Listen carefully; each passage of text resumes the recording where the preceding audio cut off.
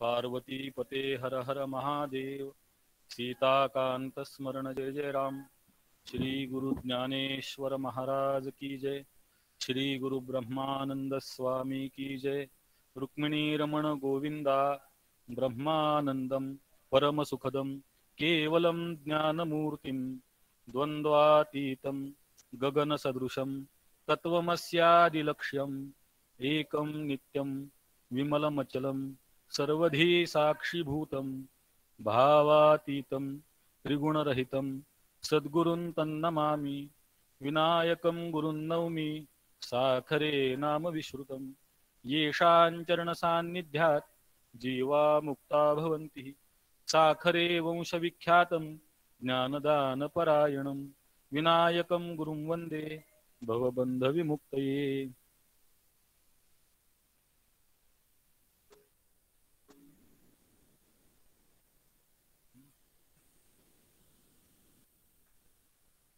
आता उघडी डोळे आता उघडी डोळे जरी अद्यापि न कळे जरी अद्यापि न कळे तरी मातेची ये खोळे तरी मातेची ये खोळे दगड आला पोटासी दगड आला पोटासी मनुष्य देहा ऐसा निघ मनुष्य देहाईसा निध साधिली ते साधे सिद्ध साधिली ते साधे सिद्ध करुणी प्रबोध करुणी प्रबोध संत पार उतरले संत पार उतरले मनुष्य देहा ऐसा निध मनुष्य देहा ऐसा निध नाव चंद्र भागे तीरी नाव चंद्र भागे तीरी उभी पुंडलिकाचे द्वारी उभी पुंडलिकाचे द्वारी कट धरुनी या करी कट धरुनी या करी उभा उभी पालवी उभा उभी पालवी मनुष्य देहा ऐसा निध मनुष्य देहा ऐसा निध तुका म्हणे फुकासाठी तुका म्हणे फुकासाठी पायी घातली या मिठी पायी घातली या मिठी हो तो उठा उठी हो तो उठा उठी लवकरीच उतार लवकरीच उतार मनुष्य देहा ऐसा निध मनुष्य देहा ऐसा निध साधिली ते साधे सिद्ध साधिली ते साधे सिद्ध करुणी प्रबोध करुणी प्रबोध संत पार उतरले संत पार उतरले मनुष्य देहा ऐसा निध मनुष्य देहा ऐसा निध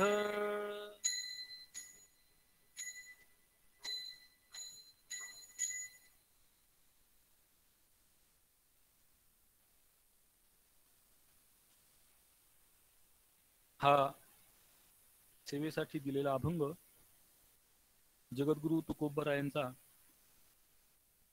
गाथ्यामधला 86वा अभंग आहे. अभंगाचं काही विस्तृत चिंतन सांगण्याचा प्रयत्न करण्याच्या पूर्वी ज्यांनी या सेवेची मला संधी दिली त्यांच्याविषयी कृतज्ञता व्यक्त करतो. त्यांनी जेव्हा संपर्क केला तेव्हा सांगितलं 12 ऑगस्ट पर्यंत तर वेळच नाही, त्याच्या पुढेच तुम्ही बघा कधी तारीख असली तर. इतक्या मोठ्या लोकांच्या पंक्तीमध्ये त्यांनी मला संधी दिली त्याबद्दल मी त्यांच्याविषयी कृतज्ञता व्यक्त करतो. या अभंगाचा थोडा सरलार्थ पाहू आणि सरलार्थ पाहून झाल्यानंतर मग त्याचा थोडा विस्तार, कारण एरवी कीर्तन करत असताना 2 तास एका अभंगावर कीर्तन करण्याची सवय असल्यामुळे 1 तासामध्ये त्या अभंगाचं यथासांग किंवा ज्याला आपण अंशतः परिपूर्ण असं म्हणू असं चिंतन करणं थोडं कठीण असल्यामुळे थोडा विस्तार करून आपण त्याचं चिंतन करण्याचा प्रयत्न करू. पहिल्यांदा त्याचा सरलार्थ असा आहे, आता उघडी डोळे जरी अद्यापी न कळे तरी मातेची एक होळे दगड आला पोटासी. हा सामान्य मनुष्याला जगद्गुरूंनी केलेला उपदेश की बाबा रे, आता तुझे शेवटचे दिवस जवळ आलेले आहेत, आता तरी तू डोळे उघड.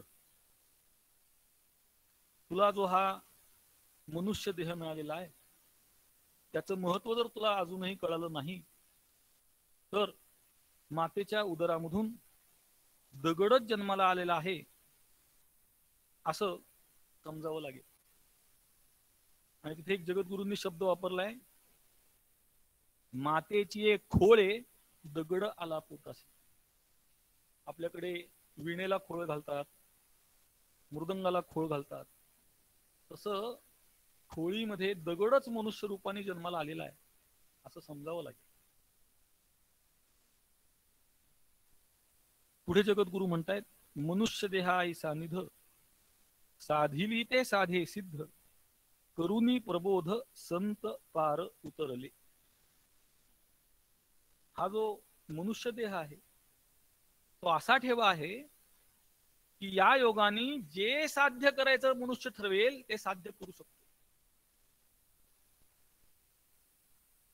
आणि या मनुष्य देहातच अनेक संतांनी जगताला बोध प्रबोध प्रदान करून मोक्षापर्यंत नेलेलं आहे.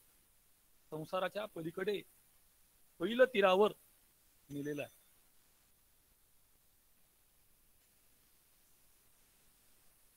नाव चंद्रभागे तिरी उभी पुंडलिकाचे द्वारी कट धरुनिया करी उभा उभी पालवी. या संसाराच्या पलीकडे जाण्यासाठी या चंद्रभागेच्या तीरावर एक नाव आहे आणि ती पुंडलिकाच्या दारामध्ये कमरेवर हात ठेवून उभी आहे. आणि उभ्या उभ्याच ती सर्वांना आपल्याकडे संसार पार करण्यासाठी म्हणून बोलवते आहे, खुणवते आहे. पुढे जगद्गुरु शेवटी सांगतायत, तुका म्हणे फुकासाठी पायी घातली या मिठी होतो उठा उठी लवकरीच उतार. फुकासाठी कोणत्याही प्रकारचं मूल्य न मोजता कोणत्याही प्रकारे धनसंपत्ती न देता ज्यांनी केवळ या पांडुरंगाच्या पायाला मिठी घातली, त्या मिठीच्या बळावरच तो या संसाराच्या पलीकडे जातो, संसाराचा उतार होतो, असा या अभंगाचा सरळ अर्थ आहे. आता थोडं विस्ताराने चिंतन करण्याचा प्रयत्न करू. पहिल्या चरणामध्ये अगदी सुरुवातीला जगद्गुरूंनी शब्द वापरलेला आहे आता. संत वाङ्मयामध्ये फार ठिकाणी आता शब्द आलेला.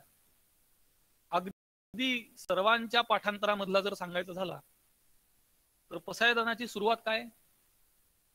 आता विश्वात्मके देवे. आता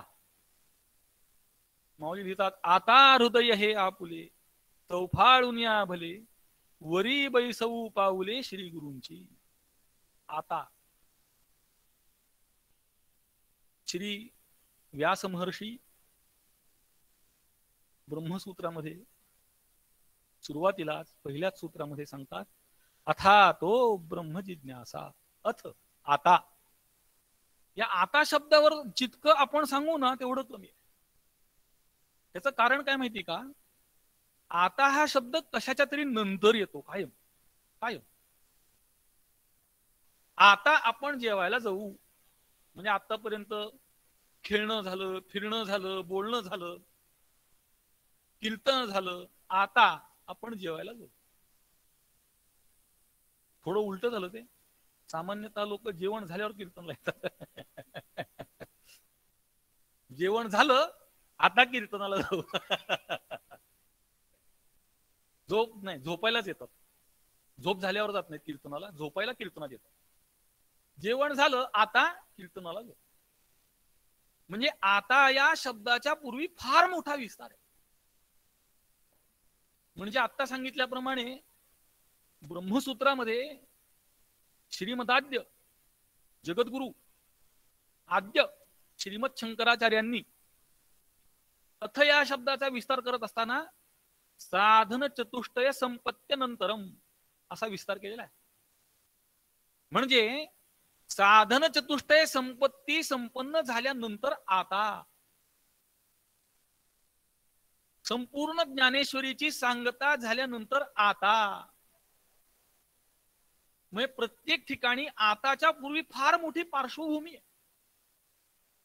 आता उपाय वन वसंतू आज्ञेचा आहे व तिथे आता. म्हणजे त्या आताची पार्श्वभूमी फार महत्वाची असते. हा आता तरी पुढे हाच उपदेश.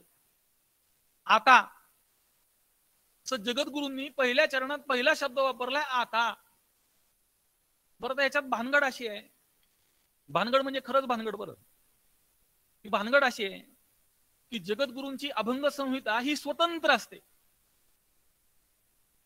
ज्ञानेश्वरीच्या ओव्या असतील किंवा नाथ महाराजांचं भागवत असेल, प्रस्थानत्रयी ना आपली, या प्रस्थानत्रयीतल्या 2 ग्रंथामध्ये असं आहे की त्याला एक सुसूत्रता आहे. म्हणजे मूळ श्लोकाला धरूनच विवेचन असल्यामुळे एका क्रमाने ते विवेचन केलेलं आहे. पण जगद्गुरूंचा प्रत्येक अभंग ही एक स्वतंत्र संहिता आहे. त्याच्यामुळे भानगड अशी की ह्या आताच्या पूर्वी काय. त्यासाठी उपाय असा आहे की ह्या आताच्या पुढे जे आले ना ते पाहिलं म्हणजे आताच्या पूर्वी काय असेल याची आपल्याला कल्पना येईल.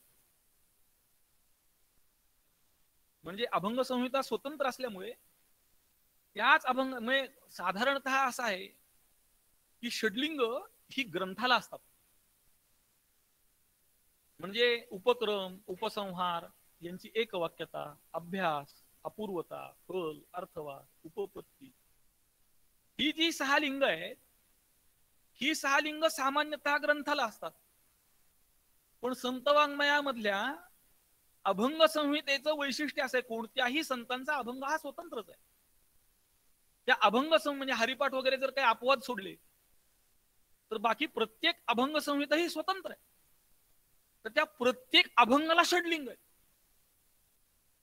म्हणजे ग्रंथाला तर षडलिंग संत वाङ्मयामध्ये आहेतच, पण प्रत्येक अभंग संहितेला स्वतंत्र षड्लिंग, त्या त्या अभंगाचा उपक्रम, त्या त्या अभंगाचा उपसंहार. आणि त्यातला एक बारकावा सांगून ठेवतो आपल्याला. आपण बहुतांश वारकरी संप्रदायाचेच पाईक असल्यामुळे बहुतांश लोकांना हे ज्ञात असेल की बऱ्याच ठिकाणी ध्रुपद वेगवेगळं असतं. काही अभंगांचं ध्रुपद हे पहिलं चरण, काही अभंगांचं ध्रुपद दुसरं चरण. त्याचं कारण काय, तर त्या ध्रुपदाला म्हणल्यानेच त्या अभंगाची षड्लिंगांची पूर्तता होत असते. जर तुम्ही त्या चरणाच्या ऐवजी दुसरं चरण कुठलं ध्रुपद म्हणून म्हणलं तर त्याच्या उपक्रम उपसंहाराची एकवाक्यता. सगळ्यात महत्वाची गोष्ट अशी आहे की त्या अभंगात अभ्यास कशाचा आहे ते ध्रुपद सांगतं, कायम लक्षात ठेवा. म्हणून तर ते वारंवार येतं ना. समजा दुसरं चरण ध्रुपद आहे तर पहिलं चरण झालं की ध्रुपद, दुसरं झालं की परत ध्रुपद, तिसरं झालं की परत ध्रुपद, चौथं झालं की परत ध्रुपद. हा अभ्यास झाला. त्याचं कारण त्या अभ्यास त्या अभंगामध्ये कशाचा केला पाहिजे या अनुषंगाने ध्रुपद असते. या नावे अद्वैत खरे ब्रह्म, त्याचा अभ्यास आहे त्या अभंगात. आणि जर ते ध्रुपद तुम्ही बदललं तर त्या अभंगामध्ये दुसऱ्या कशाचाही अभ्यास होऊ शकत नाही. आता अभ्यास या शब्दाविषयी स्थूल दृष्टीने पाहू नका. म्हणजे विद्यार्थी करतो तो अभ्यास असं नव्हे, पुनरोभ्यास हा अशी त्याची व्याख्या आहे. पूर्वीच केलेली गोष्ट पुन्हा पुन्हा करणं म्हणजे अभ्यास. आम्ही आता यांना सांगतो विद्यार्थ्यांना की अभ्यास करा. अभ्यास करा म्हणजे काय, केलेलीच गोष्ट परत करा, 100 वेळा म्हणा. पण तो 100 वेळा त्यालाच तर अभ्यास म्हणायचं. जी 30 गोष्ट कशाला करू परत म्हणतो. अरे 30 करणं म्हणजेच अभ्यास. तसं वारंवार कोण त्याला शुद्ध मराठीमध्ये अंडरलाईन करणं असं म्हणतात, किंवा इंग्रजीमध्ये ज्याला अधोरेखित करणं असं म्हणतात. महत्वाचा मुद्दा त्याला अभ्यास म्हणायचा. तसं या अभंगाचं दुसरं चरण हे ध्रुपद आहे. हा स्तोत्र मी सांगतो यासाठी की आता याच्या पूर्वी काय हे कळण्यासाठी पुढे वाचलं पाहिजे. पुढे जगद्गुरूंनी सांगितलेलं मानवी जन्माचं महात्म्य, मानवी जन्माचं सामर्थ्य, भगवंताच्या कृपेचं महात्म्य. या सगळ्याला उपलक्षून जर आता या शब्दाकडे पाहिलं तर आपल्या असं लक्षात येईल की आता आयुष्यामधला पुष्कळसा काळ गेलेला आहे.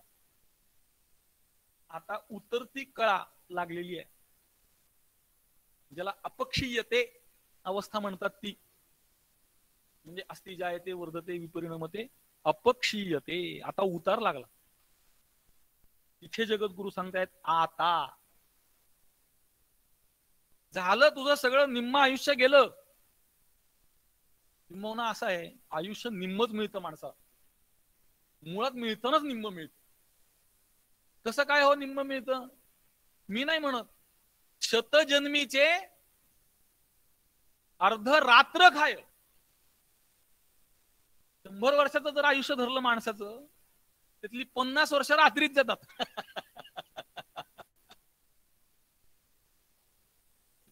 ते सोडून द्या. पुढे मध्ये बालत्व, बालत्व आलं. बालत्वामध्ये असं आहे, अतिबालाला शास्त्र नियम सांगत नाही, असा एक नियम आहे बरं. जो अतिबाल किंवा अतिवृद्ध असतो त्याला शास्त्रांनी सगळ्या आचरणामध्ये सूट दिली. त्याचं कारण बालकाकडे ज्ञानग्रहणाची शक्तीच नाही, सामर्थ्यच नाही, म्हणजे ते व्यर्थ आहे. म्हणून मध्ये बालत्व. दुसरं सांगितलंय पीडा. पीडा झाली, डोकं दुखतं, पोट दुखतं, काहीतरी शरीरामध्ये वेदना होत आहेत. असं जरी असेल तरी मनुष्य त्यावेळी ज्ञान ग्रहण करू शकत नाही. पुढे रोग क्षय. रोग क्षय. काय भजनासी उरले ते पाहेगा. भजनाला काय उरलं ते तुझं तूच शोध म्हणतात. म्हणून आता या शब्दाने गेलेलं आयुष्य तर गेलेलंच आहे, पण येणाऱ्या आयुष्यामध्ये तरी, याच्या पुढे तरी, आता तरी काय म्हणतात महाराज? आता उघडी डोळे. आता डोळे उघड. आता त्या डोळे उघडणं हा वाक प्रचार प्रसिद्ध आहे आपल्याकडे. तर डोळे उघडणं म्हणजे शारीरिक डोळे उघड असं नाहीये. म्हणजे ज्या डोळ्यांना चष्मा लागतो ते डोळे उघड असं म्हणायचं नाहीये. इथे डोळा उघड आहे, डोळे उघड याचा अर्थ ज्ञान चक्षु. तू आता तरी डोळे उघड हा वाक्प्रचार शालेय विद्यार्थ्यांना चांगला माहित. वर्षभर अभ्यास केला नाही, गुण पडले नाहीत, आता तरी डोळे उघड असं त्याचा बाप आई शिक्षक कोणीतरी सांगतो. वर्षभर तू काय केलं आम्ही बघितलं आता तरी डोळे उघड. आणि असं आहे, सामान्य माणसं एवढ्या काकुळतीने सांगत नाही. एकदा दोनदा सांगून बघतात, ऐकलं नाही ऐकलं तुझं तुझ्याकडं, माझं माझ्याकडे. पण संत असे जोपर्यंत समोरचा ऐकत नाही तोपर्यंत सांगतात. जोपर्यंत समोरच्याचा उद्धार होत नाही, जोपर्यंत समोरच्याला ज्ञान होत नाही तोपर्यंत सांगतात. किंवा आपण संत वाङ्मयाचं जर अवलोकन केलं तर आपल्या असं लक्षात येईल की सर्वात कनवाळू, सर्वात कृपाळू माऊली आहेत. अत्यंत कनवाळू म्हणजे अगदी प्रचंड राग आला, खूप टोकाचा, तो मूर्ख म्हणतात. याच्या पुढे नाही. ते मातृहृदयाचे. आणि बाकी संत सगळे पितृहृदयाचे, त्यामुळे जरा कठोर आहेत, कडक आहेत. जगद्गुरु असतील, नाथ महाराज असतील, कडक बोलतात. पण त्यातही एक कनवाळूपणा आहे, कृपाळूच आहे. म्हणजे त्या बापाच्या मुलाला रागवण्यामागे त्याचं कल्याण व्हावं ही मूलभूत भावना आहे. तसं संतांच्या परखड प्रतिपादनाच्या मागे ज्याला ते बोलतायत त्याचं कल्याण व्हावं ही भावना. त्याला काही अपाय व्हावा, त्याचं काही नुकसान व्हावं असा हेतूच नाही. हेतू हाच आहे, शुद्ध हेतू आहे की ज्याला मी उपदेश करतोय, ज्याला मी सांगतोय, ज्याला मी विनवतोय त्याचं कल्याण व्हावं, त्याचा उद्धार व्हावा, त्याला ज्ञान व्हावं.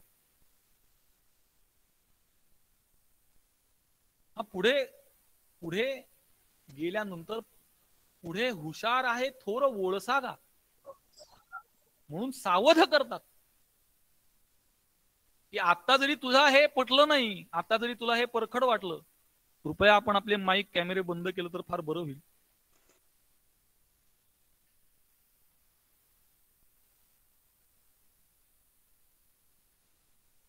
म्हणजे त्या सांगण्यामागे संतांचा कनवाळूपणा आहे.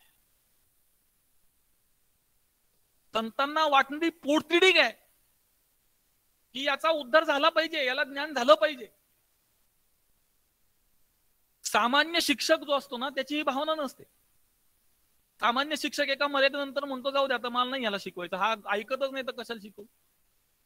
पण जो खरा शिक्षक असतो तो म्हणतो येत कसं नाही, मी शिकवतो येत नाही, यायलाच पाहिजे. माझा प्रयत्न कमी पडत असेल मी अजून प्रयत्न करीन.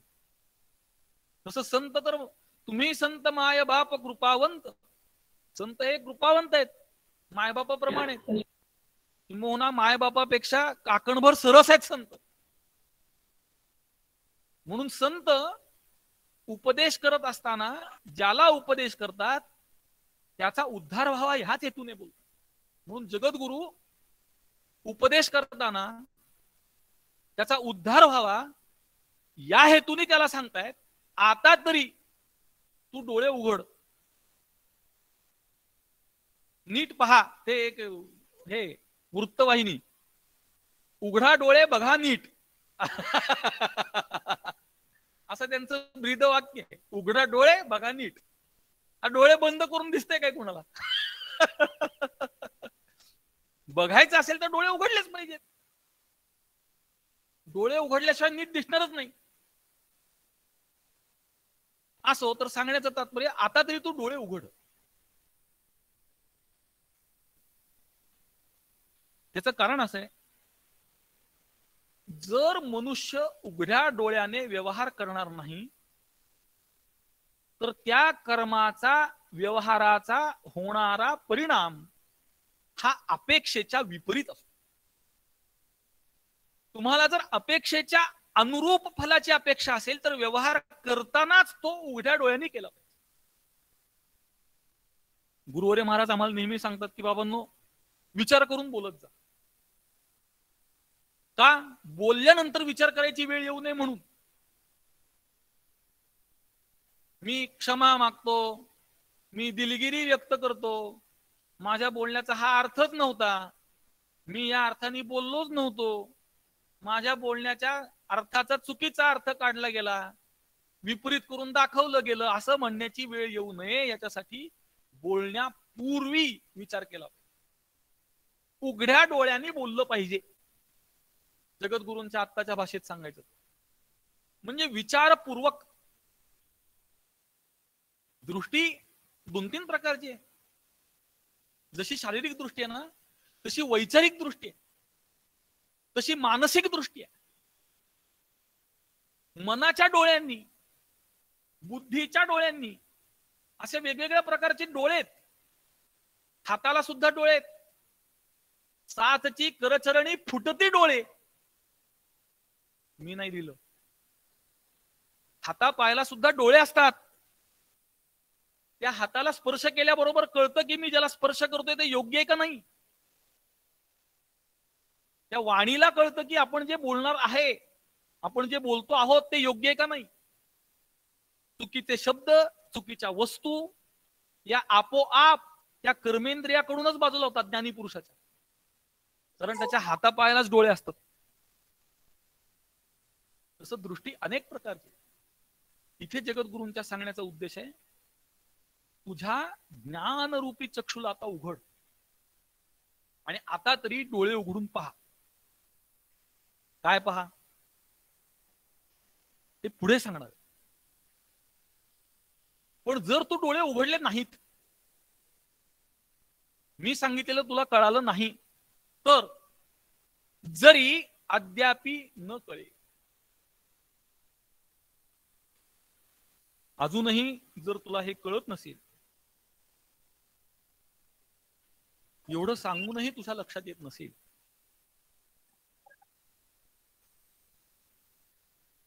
त्याचं कारण असं आहे, हे डोळे उघडण्यासाठी भगवंताची कृपा व्हावी लागते. हे डोळे उघडण्यासाठी सद्गुरूंची कृपा व्हावी लागते. हे डोळे उघडण्यासाठी जेवढ्या कृपा सांगितल्या त्या सगळ्या लागतात. ईश्वर कृपा, गुरु कृपा, शास्त्र कृपा, अंतःकरण कृपा या सगळ्या लागतात. पण ज्या अर्थी जगद्गुरु सांगतायत त्या अर्थी याचा खरा अर्थ असा आहे की ज्याला हा उपदेश केलेला आहे त्याच्याकडे आता ज्ञानाचे डोळे उघडण्याची क्षमता आहे. तो ते चक्षु उघडून पाहू शकतो. पण तरी सुद्धा कारण असं आहे, परमार्थ हा कसा आहे, प्रयत्न प्रधान आहे, प्रपंच हा प्रारब्ध प्रधान आहे. आता यांनी आता सांगितलं की काही कोविड सेंटर मधले जे आहेत लोक ते सुद्धा पाहतायत. तर त्यांनी हेच लक्षात ठेवलं पाहिजे की शरीराला प्राप्त होणारा प्रत्येक रोग, प्रत्येक व्याधी ही सगळी प्रारब्धाधीन आहे. कोणी होऊन प्रयत्न करतो काय मला कोविड होऊ दे म्हणून? उलट लोक इतकं जपून राहतात, काय सांगायचं तुम्हाला.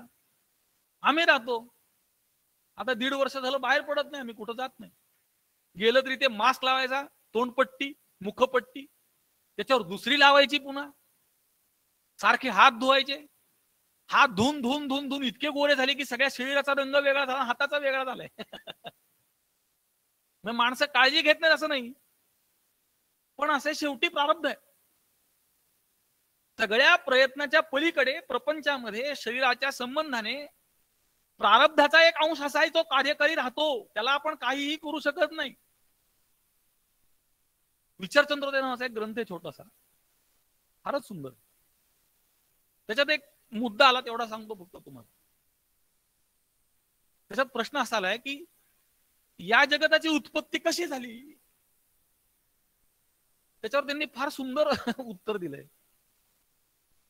की आपल्या कपड्यावर जर डाग पडला तर तो डाग कसा पडला हे कधीच शोधत बसू नका.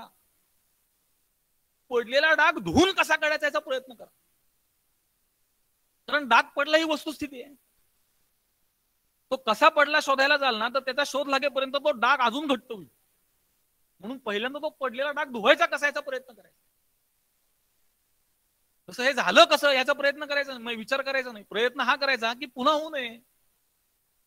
प्रयत्न हा करायचा की यातून लवकर बाहेर पडावं.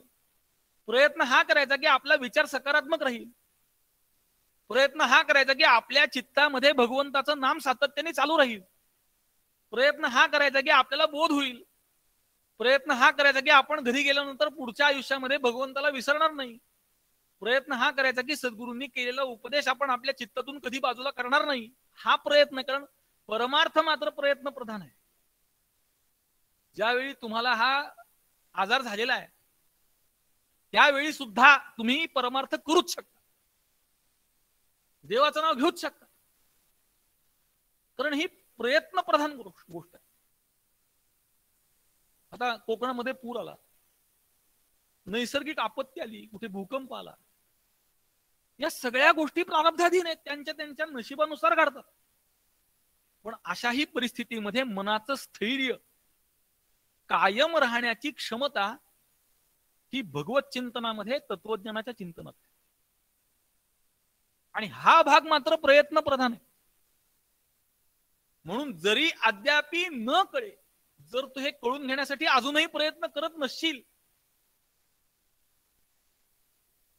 असं आहे आपलं हित आपल्याला कळणं ही एक पायरी आहे. पण आपल्याला आपलं हित कळाल्यानंतर त्याच्यासाठी प्रयत्न करणं जास्त महत्वाचं. म्हणून तर काय केलंय, आपुलिया हिता जो असे जागता, धन्य माता पिता तयाचिया, धन्य माता पिता तयाचिया. कुळी कन्या पुत्र होती जे सात्विक, कुळी कन्या पुत्र होती जे सात्विक, तयाचा हरीख वाटे देवा, तयाचा हरीख वाटे देवा. गीता भागवत करीती श्रवण, अखंड चिंतन विठोबाचे, अखंड चिंतन विठोबाचे. आपुल्या हिता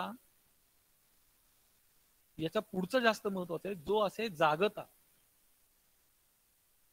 हित कळणं ही पहिली पायरी, आणि कळल्यानंतर त्यासाठी प्रयत्न करणं ही जास्त महत्वाची पायरी. हित न कळणारी माणसं फार थोडी आहेत. हित कळतं पण कळत असलं तरी त्याप्रमाणे आचरण करत नाहीत, यांची संख्या जास्त. वर्ल्ड हेल्थ ऑर्गनायझेशन हे सांगतं की तुम्ही जर मुखपट्टी वापरली तर तुम्हाला हा आजार होण्याची शक्यता कमी. मग हे किती लोकांना कळतं? हे 99% लोकांना कळतं. ज्याला बुद्धीच नाही त्यालाच कळत नाही. पण त्या 99% मधले मुखपट्टी वापरतात किती याचा शोध घ्या ना तुम्ही. त्यांची संख्या फार जास्त आहे. म्हणजे या आजाराला पसरवणारे तेच आहेत जास्त, जे कळून सुद्धा वापरत नाही. त्याप्रमाणे जगद्गुरु सांगतायत की तुला जर आता मी सांगतोय की आता तरी बघ, आता तरी डोळे उघड, आणि तरी सुद्धा जर तुला कळालं नाही, असं आहे ना. मी अनुभवाने सांगतो गोष्ट, की परमार्थामध्ये सगळ्यात महत्वाची गोष्ट आपल्याला चांगला मार्गदर्शक मिळाला पाहिजे. मार्गदर्शक नाम दिशादर्शक, पाढाऊ, गाईड, तो चांगला मिळाला पाहिजे. मेंटॉर म्हणतात त्याला, तो चांगला मिळाला पाहिजे. आणि तो मेंटॉर जर चांगला नसेल, दिशादर्शक जर चांगला नसेल, दिग्दर्शक, हे नाटक सिनेमा याच्यात सुद्धा सगळ्यात महत्वाचा कोण? दिग्दर्शक. भले तो तुम्हाला पडद्यावर दिसणार नाही पण खरी भूमिका त्याचीच आहे. तो जर चांगला नसेल, तो जर हुशार नसेल तर सगळं पाण्यात जात. तसं परमार्थामध्ये मार्गदर्शक चांगला पाहिजे, पूर्वग्रह दूषित नसला पाहिजे. योग्य ते सांगणारा, योग्य त्या पद्धतीनं पाहायला शिकवणारा असला पाहिजे. शिक्षक चांगला पाहिजे, तर पिढी चांगली घडते. तसं परमार्थामध्ये सद्गुरू, दिग्दर्शक चांगले पाहिजेत, नाहीतर कठीण. जगद्गुरूंसारखे, माऊलींसारखे, नामदेवरायांसारखे, चोखोबांसारखे, नरहरी महाराजांसारखे संत आपल्याला दिशादर्शक म्हणून लाभले, हे आपलं केवढं भाग्य. म्हणजे विशेषतः जी लोक वारकरी संप्रदायात आहेत त्यांच्यासाठी केवढं भाग्य आहे. तुम्हाला आयुष्यात कधीही प्रश्न पडला, कोणत्याही स्वरूपाचा प्रश्न पडला, तर त्याच्यावर संत वाङ्मयामध्ये उत्तर नाही असं घडणार नाही.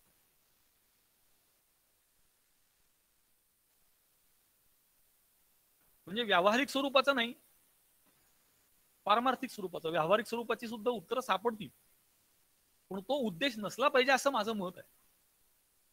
की व्यावहारिक समस्यांची उत्तरं शोधण्यासाठी संत वाङ्मयाचा अभ्यास नसावा, आत्मोद्धारासाठी संत वाङ्मयाचा अभ्यास असावा. ते वाचता वाचता तुम्हाला एखाद्या वेळी तुमच्या व्यावहारिक प्रश्नाचं उत्तर सापडलं तर आनंद आहे, पण तो हेतू नसावा. त्याच्यासाठी संत वाङ्मयाकडे जाऊ नये. संत वाङ्मयाकडे जावं उद्धारासाठी, संत वाङ्मयाकडे जावं ज्ञानप्राप्तीसाठी. आता संत वाङ्मयात लोक काय काय शोधतात, ते पीएचडीच्या प्रबंधांचे विषय बघा म्हणजे तुमच्या लक्षात असो. जगद्गुरु सांगतायत की मी तुला सांगतोय, डोळे उघड, आता तरी पहा. पण जर अजूनही तू पाहायला तयार नसशील, अजूनही जर तू पाहत नसशील, तर परखड लिहितात, तरी मातेची एक होळे दगड आला पोटासी. मी आपलं एक पुस्तक वाचतोय, त्या पुस्तकात एक वाक्य आहे की माणूस हा विचारी आहे हे नक्की. विचारी म्हणजे त्याच्याकडे विचार करण्याची क्षमता आहे हे नक्की, पण म्हणून प्रत्येक माणूस विचाराचा वापर करतो असं नाही घडत. म्हणजे विचाराची क्षमता असून उपयोग नाही, ती वापरली पाहिजे तर तो माणूस. क्षमता असून उपयोग होत नाही, त्या क्षमतेचा वापर करता आला पाहिजे. आणि जर तो वापर करता आला नाही तर मातेची खोळे दगड आला पोटासी. त्या मातेच्या उदरामधून दगडच मनुष्य देहाची खोळ पांघरून आलेला आहे. म्हणजे दिसायला फक्त माणसाचा आकार, लक्षण एकही नाही. आणि तुम्हाला एक खोटं वाटत असेल ना, जगात फिरा, अशी अनेक माणसं तुम्हाला भेटतील ज्यांच्यामध्ये माणसाचं एकही लक्षण नाही, एकही लक्षण नाही. फक्त आकार, 2 पाय आहेत आणि मणका सरळ आहे, एवढंच, बाकी काहीच नाही. म्हणजे आता गुरुवर्य महाराज 50 वर्षापासून सांगतात, पण आता ते सांगण्याची खरंच वेळ आली की माणसाने किमान माणसाबरोबर माणसासारखं वागावं, हे सांगण्याची वेळ आली आता. नाहीतर हे दगडच आहेत, फक्त हालचाल करू शकतात, इकडून तिकडे जाऊ शकतात. कुणाशी कसं बोलावं हे कळत नाही, संतांसमोर कसं वागावं हे कळत नाही. आपण आश्रमामध्ये आहोत, आपण शाळेमध्ये आहोत, आपण रुग्णालयामध्ये आहोत. अहो, माणसाला प्रसंगानुसार वागावं कसं हेही कळत नाही. एकदा काय झालं, एक माणूस एका रुग्णाला भेटायला गेला. तर सामान्यतः तुम्ही लक्षात ठेवा, कधी जर कोणाला भेटायला गेलात रुग्णालयात, तर लक्षात ठेवा की त्याच्याशी बोलताना कधी नकारात्मक बोलू नका, सकारात्मक चांगलं बोला. शुभ, म्हणजे ती म्हण एक, शुभ बोलणाऱ्या, त्याची गोष्ट आता सांगत नाही कारण वेळ मर्यादा कमी आपल्याकडे, म्हणून ती गोष्ट नाही सांगत. शुभ बोलणाऱ्या, चांगलं बोलावं ना माणसाने. एक माणूस गेला भेटायला, एकाला ऍडमिट होता, रुग्णालयात होता, काहीतरी झालं त्याला, ताप आला, टायफॉइड झाला, मलेरिया झाला, काहीतरी झालं. आपण क्षणभर म्हणू त्याला मलेरिया झाला. भेटल्यावर काय बोलला त्याला, अहो काय सांगायचं तुम्हाला, म्हणला आमच्या पलीकडे राहतात ते, त्यांना 2 महिन्यापूर्वी झाला मलेरिया, गेले ना ते.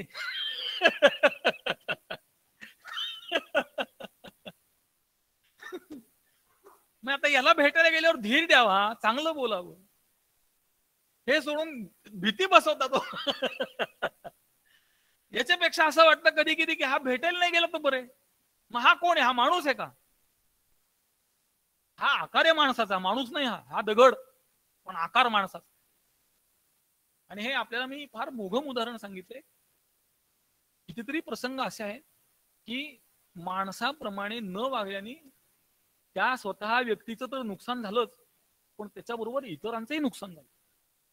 आता हे आजचीच बातमी, अफगाणिस्तानमध्ये काबूल त्या तालिबान्यांच्या ताब्यात गेलं. ते तालिबानी बघा ना एकदा, तिथे माणसं आहेत कधी आहेत का? नाही आहेत. तो माणसाचा आकार आहे, दगडच आहेत. मी दगड सुद्धा मी फार सौम्य शब्द वापरतोय खरं तर. मग यांना काय माणसं म्हणावं काय? नाही. जगद्गुरूंच्या भाषेत सांगितलं, दगड आला पोटाशी, असं ते. फक्त खोळ आकार माणसाच्या शरीराचा आहे. तसं जो मनुष्य चांगला मार्गदर्शक मिळाल्यानंतर त्याने उपदेश करून सुद्धा पाहत नाही, ऐकत नाही, असा मनुष्य हा मनुष्य रूपाने जन्माला आलेला दगड आहे.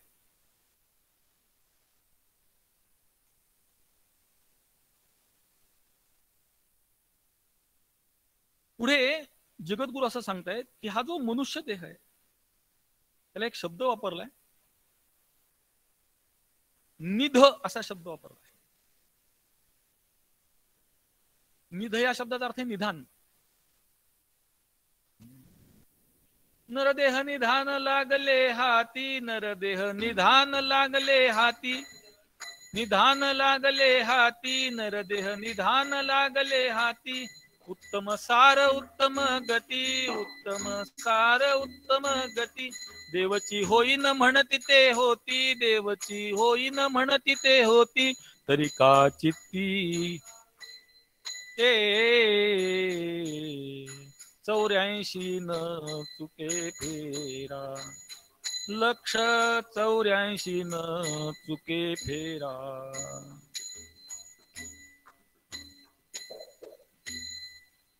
नरदेह निधान लागले, उत्तम सार उत्तम गती. देवची होईन म्हणती ते होती, मग तरी का चित्ती न धरावे? तरी सुद्धा चित्तामध्ये असं का बरं धारण करू नये? माणसं काय चित्तात धारण करतील ना, काही सांगता येत नाही. काही धारण करतात. आणि चिंतनाचं हे सामर्थ्य आहे की मनुष्य ज्याचं चिंतन करतो त्याच्याशी एकरूप होतो. चिंतने चिंतने तद्रूप.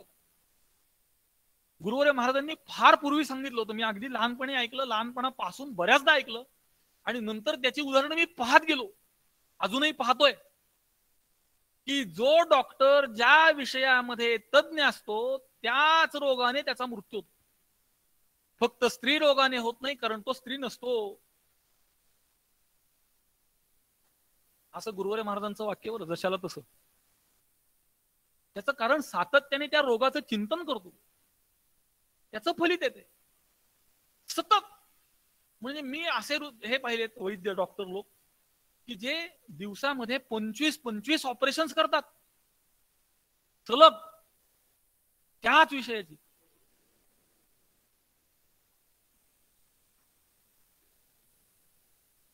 बघा बघा, गॅस्ट्रो इंटेस्टाईनचा स्पेशलिस्ट म्हणजे पोटाचा तज्ञ, तो एंडोस्कोपी करताना गेला पोटाची स्वतःची. मग काय आहे, एक मोठे हृदयरोग तज्ञ हृदयरोगाने गेले. एक बाई होत्या, त्यांनी काविळीवर संशोधन केलं होतं, काविळीने गेल्या. आणि हे मी पाहिलेल्या गोष्टी द्या. त्याचं कारण त्या रोगाचं आजाराचं सातत्याने इतकं चिंतन करतो की त्याच्याशी एकरूप होतो अगदी. कारण सातत्याने त्याचं चिंतन करतो. तसं देवची होईन म्हणती ते होती का, त्याचं कारण ते चिंतनाच्या सामर्थ्याने होतीच, तरी का चित्ती न धरावे? पण माणसं चित्तामध्ये फार विपरीत भावना धरतात. तुम्हाला सांगतो, मी देह आहे, विषयात सुख आहे, जगत सत्य आहे, या सगळ्या गोष्टी काय आहेत? या सगळ्या विपरीत आहेत. पण मनुष्य चित्तामध्ये याच गोष्टींना धारण करतो, आणि म्हणून सामर्थ्य असून सुद्धा तो मोक्षाला प्राप्त होऊ शकत नाही. देह या शब्दाची व्युत्पत्ती अशी, दीयते हननात इति देहा किंवा दह्यते इति देहा, जो जाळला जातो तो देह. आपल्या संस्कृतीमध्ये देह जाळला जातो, दहन केला जातो. काही लोकांमध्ये दफन केला जातो, आपल्यात केला जातो, आपल्यामध्ये दहन केला जातो. म्हणून दैह्यते इति देहा. मनुष्य कोणाला म्हणायचं तर मनोह स्यंदती इति मनुष्य. मनूपासून जो पुढे निर्माण झाला त्याचं नाव मनुष्य. या मन्वंतराचा मनु आहे वैवस्वत, विवस्वान, म्हणून हे वैवस्वत मन्वंतर आहे. आणि त्याच्यापासून निर्माण झालेला म्हणून त्याचं नाव मनुष्य असं आहे. निध या शब्दाचे अनेक अर्थ आहेत. त्यातला एक अर्थ आहे साठा करणे किंवा घर, संचय करणे किंवा साधन, अशा त्याच्या अर्थछट आहेत निध शब्दाच्या. मनुष्य देहा ऐसा निध, साधिली ते साधे सिद्ध.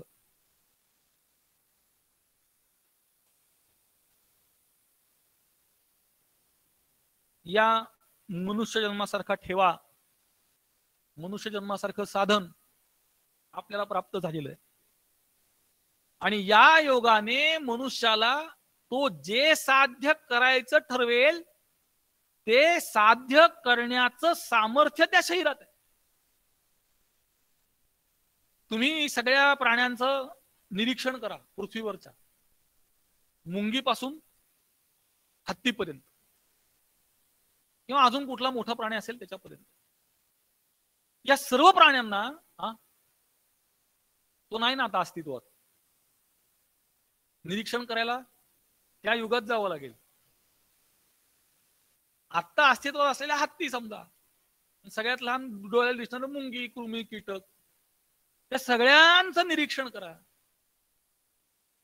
त्यातल्या एकाला तरी असं सामर्थ्य आहे का की मशीन आणून बोर पाडलं पाणी लागलं, जमिनीला त्यांनी छिद्र पाडलं आतून पाणी काढलं, असं सामर्थ्य आहे का माणसाकडे? कारण माणसाने त्याच्या बुद्धीच्या सामर्थ्याने अशी मोठमोठी यंत्र निर्माण केली. ते जेसीबी असतं, पोकलेन, मोठमोठे पोकलेन मी पाहिले 15 दिवसात डोंगर गायब करून टाकला त्यांनी. म्हणजे इकडून तिकडं जाताना डोंगर होता, येताना दिसलंच नाही, डोंगर गायब. कुठे गेला ते म्हणले, अहो इथं 75 पोकलेन लावले, संपला डोंगर. डोंगर भुईसपाट. बुद्धीचं सामर्थ्य म्हणजे तो जे ठरवतो ते करू शकतो. एखादा विद्यार्थी ठरवतो की मी या विषयात इतके गुण पाडणार. मी असे विद्यार्थी पाहिलेत की मला या विषयामध्ये 95 पडतील तर 95च पडणार, 94 नाही 96. हे सामर्थ्य आहे मानवी देहामध्ये, मनुष्याच्या बुद्धीमध्ये. करुणी प्रबोध संत पार उतरले, म्हणजे अन्यांना उपदेश करण्यासाठी संतांनी सुद्धा याच शरीराचा आधार घेतला. मनुष्य रूपामध्ये अवतरित झाले. भगवंत सुद्धा अर्जुनाला उपदेश करण्यासाठी मनुष्य देहाचा आधार घेऊन अवतरित झाले. मानुषीन तनुमाश्रितः, मनुष्य देहाचा आश्रय करून भगवंताने ज्ञान दिलं आणि अर्जुनाने ज्ञान घेताना सुद्धा मनुष्य देहातच घेतलं. एक वाक्य आहे ब्रह्मीभूत दादा नेहमी सांगायचे, ब्रह्मीभूत रंगनाथ महाराज परभणीकर तथा गुरुजी तेही सांगायचे, ब्रह्मीभूत तात्या महाराज तेही सांगायचे, तीर्थरूप गुरु महाराज तेही सांगतात की स्थूल देहाची निवृत्ती प्रत्येक जन्मात होते, पण सूक्ष्म देहाची, कारण देहाची निवृत्ती ही मनुष्य जन्मातच एकदाच आणि ज्ञानानेच होते, नाहीतर होत नाही, होणार नाही. होणे शक्य आहे का? अजिबात नाही. म्हणून ज्ञानाचं महत्व अनन्यसाधारण. मनुष्य कधी जर तो ज्ञान संपन्न होईल तर, किमान ज्ञानप्राप्तीसाठी प्रयत्न करील तर, आहार निद्रा भयमैथुनंच सामान्यमेत पशुभिर्नराणाम ज्ञानम हि देशाम अधिको विशेषः ज्ञानम विहीनः पशुभिः समानः. ज्ञान हा विशेष आहे त्याचा. माणसाने ज्ञान संपादन केलं पाहिजे, किमान ज्ञान संपादनासाठी प्रयत्न केला पाहिजे. आणि जर तो केला नाही तर जगद्गुरूंनी सांगितल्याप्रमाणे माणसाच्या देहाचा फक्त खोळीचा आश्रय केलेला दगड, एवढंच त्याचं वर्णन करता येईल.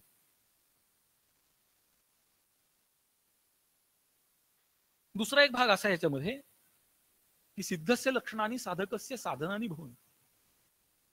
सिद्धांनी सुद्धा जर या देहाचा आश्रय करून उपदेश केलेला आहे तर या देहाच्या आश्रयाने आपण ज्ञान संपादन करूच शकतो. जे त्यांनी या देहाच्या आश्रयाने दिलं ते याच देहाच्या आश्रयाने आपण घेऊ शकतो, असा त्या मागचा एक भाव आहे. प्रबोधन या शब्दाचा अर्थ आता हल्ली त्याच्यात गेलो ना मी तर सगळा वेळ त्याच्यातच संपेल आपला. की प्रबोधन म्हणजे काय, प्रबोधनकार म्हणजे काय, कुणाला प्रबोधनकार म्हणावं, प्रबोधनाने मनुष्य जन्मात खरं काय घडलं पाहिजे आणि काय घडतंय म्हणजे ख्याख्या खुखून खिखी हे काही प्रबोधन होत नाही. प्रबोधन म्हणजे आता जगद्गुरूंनी सांगितल्याप्रमाणे ज्ञानचक्षु उघडण्यासाठी प्रवृत्त करणं म्हणजे प्रबोधन. परमार्थामध्ये लोकांना प्रवृत्त करणं, आध्यात्मिक साक्षर बनवणं म्हणजे प्रबोधन. आध्यात्मिक साक्षरतेचा आकडा फार कमी आहे, फार कमी आहे. म्हणजे मी भजन करतो, मी टाळ घेतो, मी माळ घालतो, सगळं आहे, पण आध्यात्मिक साक्षरता 0.001% एवढीच आहे. हे सुद्धा जास्त होईल का नाही माहित नाही, हेही जास्त आहे बहुतेक, इतकी कमी. म्हणजे प्रबोधन या शब्दाचा अर्थ होतो संतांनी जे केलं ना त्याला प्रबोधन म्हणायचं. प्रबोध ही त्या नारी नर लोका, याला प्रबोधन म्हणायचं. त्याच्या व्यतिरिक्त प्रबोधनाचं ढोंग, प्रबोधनाचं सोंग, खरं प्रबोधन म्हणजे समाजाला जागृत करणं, समाजाला योग्य ज्ञान देणं म्हणजे प्रबोधन. ज्यांनी उद्बोध होतो तो प्रबोध. लोकांची नाव असतात उद्बोध, प्रबोध, ज्ञानेश्वर. आता माझं नाव माझ्या आई वडिलांनी ठेवलंय चिदंबरेश्वर, पत्ताच नाही कशाचा, चित्तचा नाही, अंबरचा नाही, ईश्वरचा नाही, कशाचा नाही, नुसतं नाव ठेवलं. ते नाव ठेवण्यामागे हेतू असा असतो खरं आई बापांचा की त्या नावाप्रमाणे तो मुलगा व्हावा, मुलगी व्हावी असो. जगद्गुरु असं सांगतायत की जर तुला एवढं सांगून सुद्धा तू डोळे उघडत नसशील तर तू दगड आहेस. कारण या देहामध्ये इतकं सामर्थ्य आहे की तू देव व्हायचं ठरवलं तर देव होऊ शकतो साक्षात. म्हणजे भगवंताला आत्मरूपाने प्राप्त करू शकतोस, एवढं सामर्थ्य.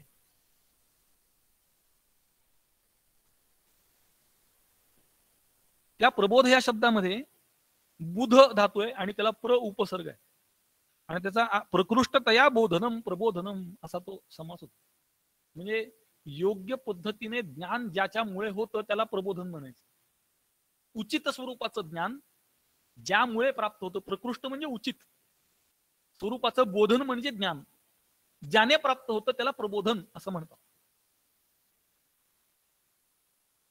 आणि संतांच्या द्वारा केलेल्या उपदेशाने भगवंताची प्राप्ती होते.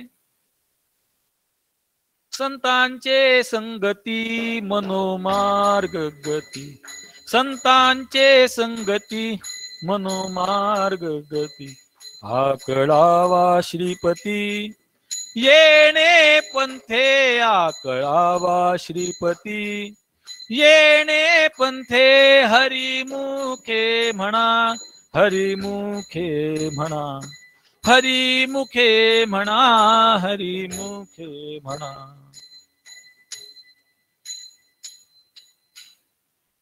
संतांचे संगती मनोमार्ग गती, आकळावा श्रीपती येणे पंथे. संतांच्या संगतीने बोध होतो, भगवंताची प्राप्ती होते. पण ती प्राप्ती होत असताना ते संत मनुष्य देहाचा आश्रय करतात, हे जास्त महत्वाचं. आणि मनुष्य देहाचा आश्रय करून उपदेश करतात. तुम्ही जर सगळी पुराणं पाहिली, महाभारत, भागवत, विष्णू पुराण, शिवपुराण, त्या सगळ्या पुराणामध्ये तुम्हाला असे दाखले सापडतील की इथे ज्ञानप्राप्तीसाठी मनुष्य देहाचा अंगीकार केलेला आहे. उपदेश करणाऱ्यांनी सुद्धा आणि ज्याला उपदेश केला त्यांनी सुद्धा मनुष्य देहाचा आश्रय करून ज्ञान, कारण ज्ञानप्राप्तीचं सामर्थ्य दैवी म्हणजे स्वर्गामध्ये प्राप्त होणाऱ्या देहातही नाही आणि अधमयोनीतही नाही, मनुष्याला आहे. हा, सच्चिदानंद पदवी घेणे, हा, एवढा अधिकार नारायणे दिधला या देहाला, दुसऱ्या देहात हे सामर्थ्य नाही. ते भक्तीचं असेल, भक्तीमध्ये सुद्धा शेवटी काय ज्ञानप्राप्तीच आहे, भगवत प्राप्तीच आहे. आणि म्हणून या महत्वाला जर आपण जाणलं नाही, संत या शब्दाविषयी सुद्धा पुष्कळ सांगण्यासारखं, पण आता मला वेळ असं सांगायला लागली की थोडा वेळ हातामध्ये आहे. नाव चंद्रभागे तिरी उभी पुंडलिकाचे द्वारी कट धरून या करी उभा उभी पालवी. या संसाराच्या सागरातून पलीकडे जाण्यासाठी जी नाव आहे, त्या नावेचं नाव आहे विठ्ठल, आणि ती नाव उभी आहे पुंडलिकाच्या दारात. म्हणजे काय रूपक केले पहा, काय उपमा दिली. आणि योग असा आहे की त्या चंद्रभागेला जे स्थान प्राप्त झालंय ते पुंडलिकाच्या दारातच आहे, आणि तिथे ती नाव आहे भगवत स्वरूप, जी कट धरून या करी, कमरेवर हात ठेवून उभी, उभा उभी पालवी, उभी आहे. आपण जी आरती करतो त्यात लिहिले युगे 28, तिथे तो वाट पाहत उभा आहे, तुम्ही कधीही या. आणि हा जो भगवंत ना, हा कसा आहे, तुका म्हणे फुकासाठी, तो काही मागत नाही. तुम्ही त्याला म्हणजे गुरुवर्य महाराज सांगतात, आमचा भगवंत आहे ना, भगवान परमात्मा श्री विठ्ठलेश, हा कसा आहे म्हणले, याच्याकडे श्रीमंती गरिबांची. बाकी तुम्ही संस्थान पहा, हे श्रीमंत येणारे असे पिशव्या भरभरून पैसे दागिने आणून भडाभड ओततात त्याच्यात, असं ओसंडून वाहतात ते. मग ते जर उघडल्यावर तिथे ते पैसे मोजायला चालण्या लावले, माणूस हाताने मोजूच शकत नाही. आमच्या देवाची श्रीमंती ही भक्ताची श्रीमंती, गरिबांची श्रीमंती. त्याचं कारण हा असा आहे, फुकासाठी पायी घातली या मिठी, त्याच्या पायाला जर मिठी आली, मिठी दिली, येणे सोसे मन झाले हाव भरी परत